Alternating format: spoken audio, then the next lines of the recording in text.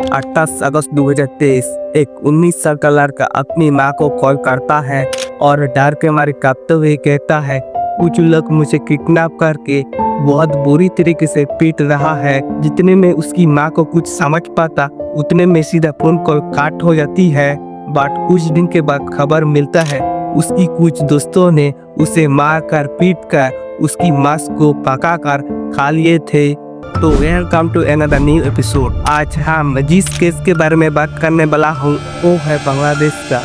कहता है अच्छा इंसान के साथ हमेशा बुराई होता है। तो चलिए जानते हैं शिबली सदिक हृदय के साथ होने वाले एक ऐसा एक्सीडेंट जो आपको बता देगा इंसान जैसे दिखने वाले जानवर कैसा होता है।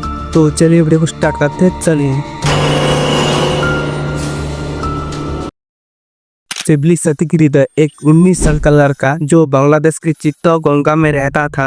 शिबली बहुत ही गरीब फैमिली से बिलोंग करता था। उसकी पिता एमडी सुकृत एक ट्रक ड्राइवर थे और उसकी मां एक हाउसवाइफ थे। शिबली को पढ़ाई करना अच्छा लगता था और वो पढ़ाई में सही भी थे, इसीलिए वो अपने पढ़ाई का खर्चा और अपना कॉलेज का फीस के लिए अपने घर के ही पास में एक पोल्ट्री फार्म में काम करता था। शिबली अपने काम को ईमानदारी से और बहुत मेहनत करता था। वो पढ़ाई में भी बहुत अच्छे थे और ऊपर से काम में भी बहुत अच्छे से करता था। इसलिए ये सब देखकर उस फार्म के ओनर ने कुछ महीने के बाद शिबली को उस फार्म का मैनेजर बना दिए। मैनेजर के पोस्ट मिलने के बाद वो अपने काम को और भी ज़्यादा मेहनत से करने लगता है। आप उनको अच्छे तनख्वाह भी मिलने लगा था, जिससे अपने पढ़ाई के खर्चा के साथ साथ अपनी फैमिली को भी कुछ पैसा दे पा रहे थे। फिर ऐसे काम करते करते उसकी वहाँ पे कुछ दोस्त बनता है, लेकिन उस फार्म में जितने भी नया दोस्त मिले थे शिबली की उम्र से काफ़ी बड़ा था।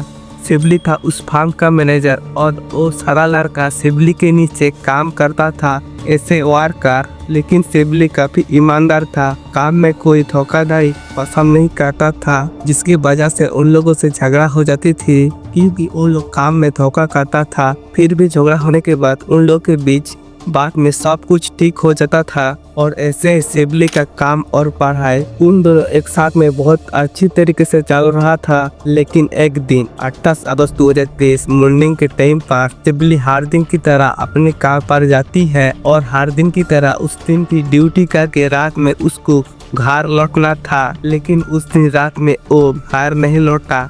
उसकी घर वाले उसका वेट करने लगता है और इसे पहली बार नहीं था क्योंकि काफ़ी बार उसको घर आने में लेट भी हो जाता था। ऐसे बहुत बार हो चुकी थी क्योंकि वो कोई ऑफिस में नहीं बल्कि एक पोल्ट्री फार्म में काम करता था, इसीलिए कभी कभी कोई एक्स्ट्रा काम भी करना पड़ता था।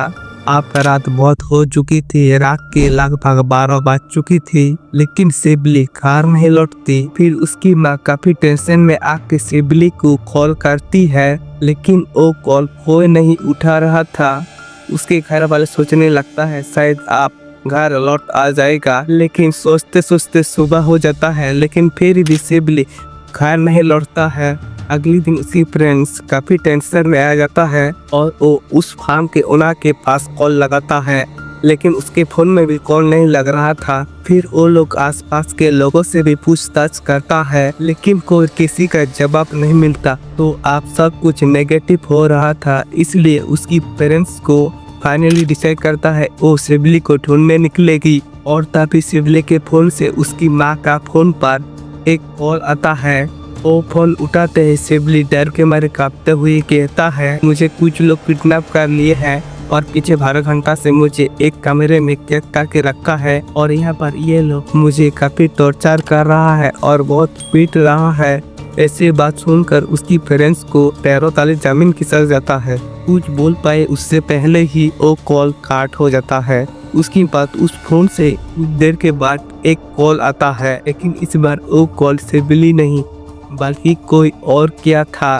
फोन के उस पार से आवाज आता है, अगर आप लोग अपने बेटे को जिंदा चाहते हो तो इस नंबर पे कभी कॉल मत करना और पुलिस को बताने का हिम्मत भी मत करना। अगर अपने बेटे को वापस जिंदा चाहते हो तो 15 लाख रुपए इकट्ठा करो और कब कहाँ देना है बाद में कॉल करके सब कुछ बता दूंगा।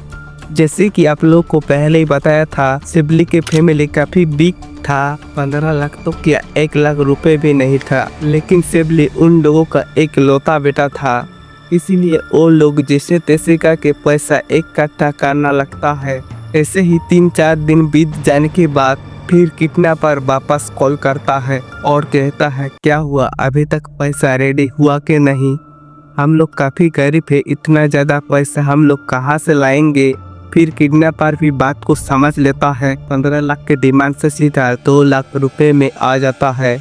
फिर उसकी पिता कहती है, कैसे भी करके मैं मैनेज करता हूँ, लेकिन मेरे बेटे को पूछ मत करना। लेकिन फिर भी ये 2 लाख उसकी फैमिली के लिए बहुत ज़्यादा थे, तो मैं आप लोगों को फिर से एक बार रिमाइंड कर देता हूँ। सिबली 28 से 27 तारीख के बीच में किडनैप हुआ था और सिबली के पापा को पैसा मैनेज करने में 4 सितंबर तक लग गया था।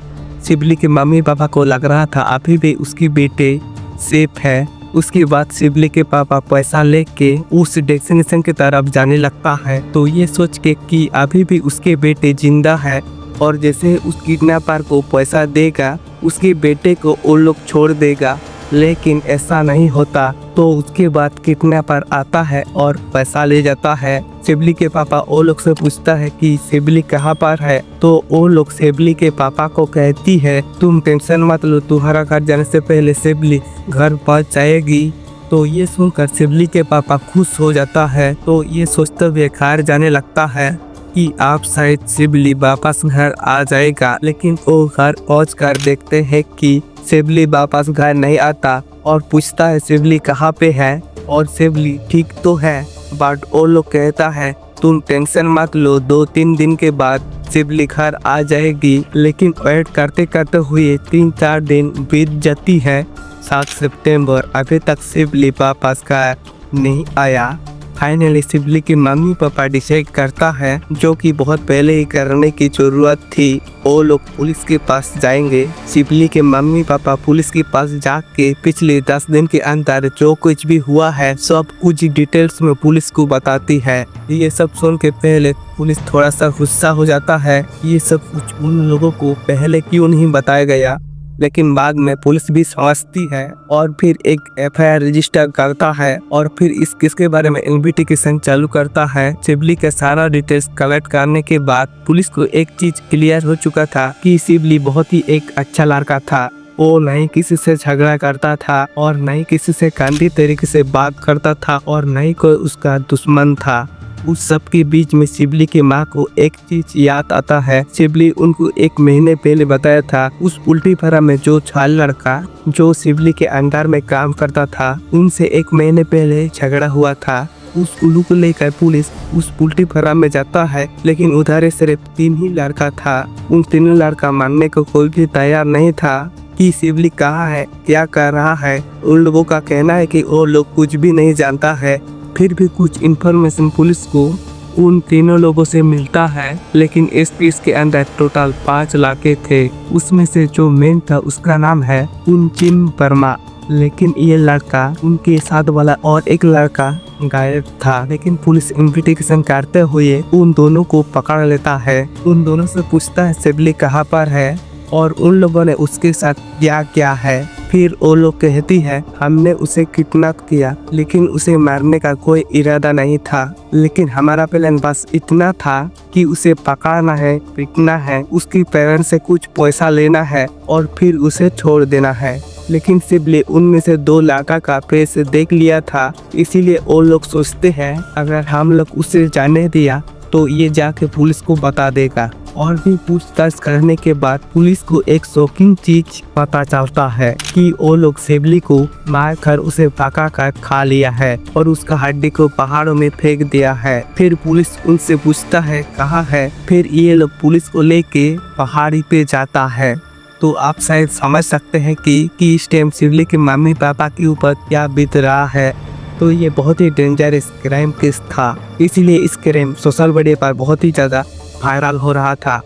2023 के टाइम पर शिवली के गांव वाले और उसके आसपास लोगों को पता लगता है। इसके बाद पुलिस ने जब उस 5 लड़के को गाड़ी में बिठा कर ले जा रहे थे, गांव वालों ने बीच रास्ता में गाड़ी को रोका। उनमें से जो मेन था उनचिंग वर्मा, वो गांव वाले पुलिस की गाड़ी से निकल कर पीट कर उसकी जान निकाल जाता है। तो पुलिस वहाँ कुछ नहीं कर पाता है क्योंकि गांव वाले बहुत ज्यादा गुस्से में थे। फिर उन 4 लड़का किसी भी तरीके से पुलिस थाने में ले जाता है। तो दोस्तों ऐसे ही रियल केस जानने के लिए इस चैनल को जरूर से सब्सक्राइब करें और वीडियो को कैसा लगा कमेंट करके जरूर बताना। अगर अच्छा लगा तो लाइक कर देना। तो दोस्तों मिलते हैं नेक्स्ट वीडियो पर, तब तक के लिए जय हिंद, वंदे मातरम।